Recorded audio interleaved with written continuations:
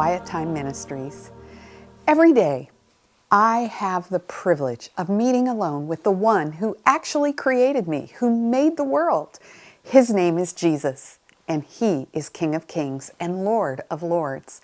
And this is my quiet time. What do you do when you feel as though you are lost and all alone in the world? Maybe you feel as though God is in a galaxy far, far away and you are in a completely different universe. And maybe you're feeling a bit weak and tired from it all. I have some great verses for you today. One of the things that I love about David is that he is real and open and vulnerable and honest with God. And that's the way we need to be also. It helps me because when I read his Psalms, I find exactly what I need in my own life situations. David was in a desperate, despairing place in his life.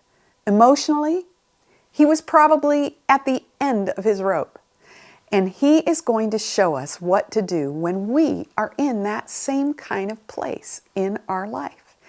And it's found in the first few verses of Psalm 61. Listen to these words. Hear my cry, O God. Give heed to my prayer. From the end of the earth I call to you when my heart is faint.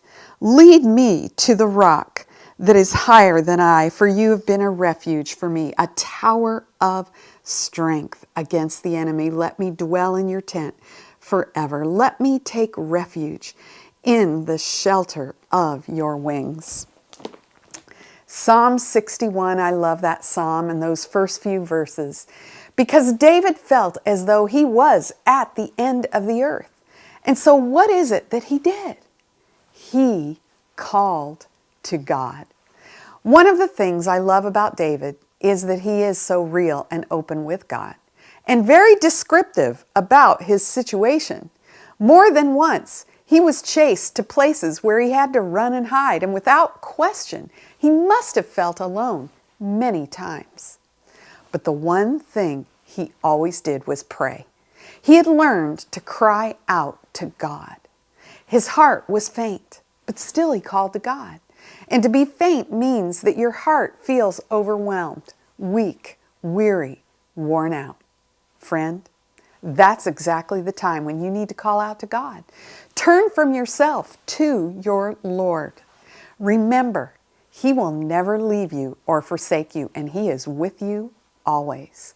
When you pray, you immediately turn your focus to God, who is greater than anything that you are facing right now. Prayer helps you remember God in your trial and calculate Him into your trial.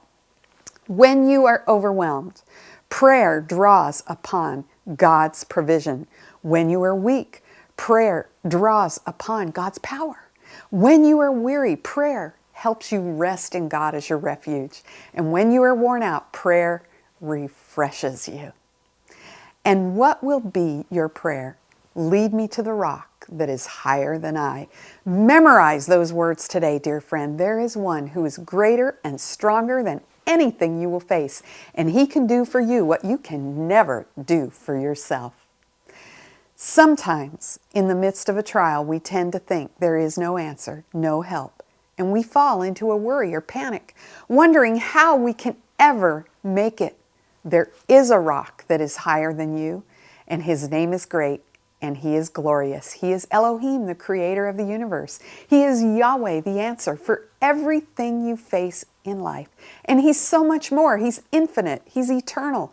No trial is so great that He is not still greater.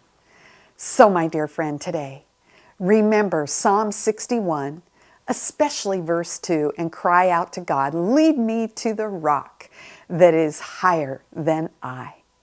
Oh, Lord, thank you for teaching me to pray when my heart is faint and when I feel as though I am on the far side of the earth. Thank you, Lord, for never leaving or forsaking me. And that's my quiet time for this week. God bless you as you continue on in the great adventure of knowing Him.